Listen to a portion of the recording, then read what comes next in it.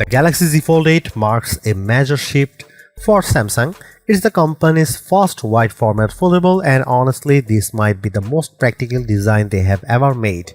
You are getting something that feels noticeably lighter and more compact in your pocket, but when you unfold it, you still have that large immersive 7.6-inch display that's bright, sharp and ideal for content consumption.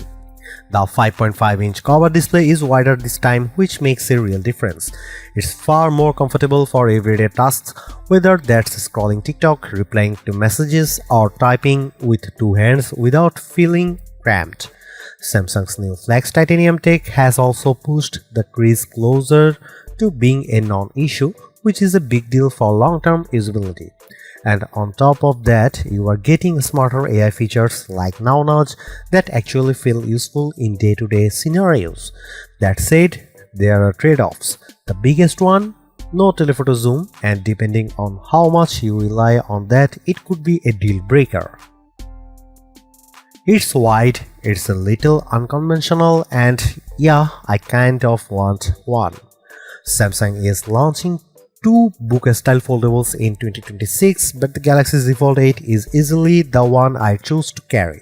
And that comes down to one key reason: it looks and feels completely different from anything Samsung has done in the past 7 years of foldables. This design is all about being compact and lightweight, almost passport-like in footprint, but paired with noticeably wider front and inner displays. The result is a foldable that feels purpose-built for consuming content, whether that's video, social media, or reading.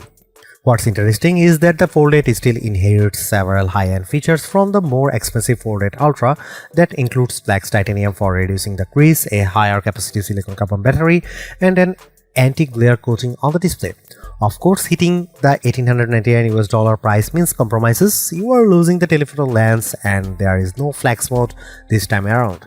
But even with those trade-offs, I can already see a lot of people gravitating towards this design. Here are my hands-on impressions so far. Samsung is officially launching the Galaxy Z Fold 8 on August 7 with pre-orders opening today, July 22. Pricing starts at $1,899 for the base model with 256GB of storage and 12GB of RAM. If you want more storage, the 512GB version jumps to $2,099 and the 1TB model along with 16GB of RAM comes in at $2,499. The first thing that stood out to me when I picked up the Galaxy Z Fold 8 was just how light it feels. At only 201 grams, this is officially the lightest book-style foldable Samsung has ever made. And that's impressive considering the Fold 7 was already relatively light at 215 grams. Then there is the front display. It's noticeably wider, which immediately makes the phone feel less cramped compared to the previous designs and even compared to the Fold 8 Ultra. When you unfold it, the 7.6-inch main display feels more natural for video and multitasking with reduced black bars that make better use of the screen. Samsung also refined the physical design in subtle but meaningful ways. The side frame now has precision machined grooves that make opening the device easier and more comfortable. And if you have always been bothered by the crease, this is one of the biggest improvements. Flex Titanium significantly reduces its visibility and feel. Durability-wise, Samsung claims up to 500,000 folds, which is something I actually saw demonstrated ahead of launch in Korea. However, the IP48 rating means you get water resistance but still no real dust protection, which is disappointing, especially for something you might want to use outdoors or at the beach. There are a few other compromises. The 10-megapixel punch hole camera on the main display is still visible and not particularly elegant, especially if you are hoping for a return to under-display camera tech. There is also no S Pen support, which feels like a missed opportunity given the size of the screen. In terms of dimensions, it's slightly thicker than the Fold 8 Ultra when unfolded, but it never feels bulky. And when it comes to colors, lavender stands out the most alongside graphite cream and an online exclusive pistachio option. It's worth noting Samsung isn't the first to try a white foldable design. Huawei has done something similar, but that device is heavier, thicker, and not available in the US, which makes Samsung's approach more relevant here. The cover display comes in at 5.5 inches, which might sound small on paper, but because of the wider 10:16 aspect ratio, it feels far more usable than previous Fold models. Typing is easier and content feels less compressed.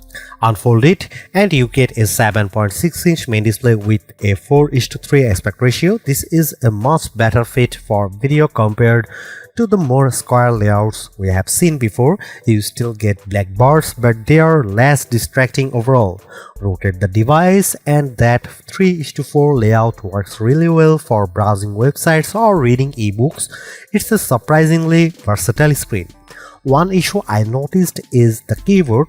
It still takes up a large portion of the screen, which can interrupt the experience when typing.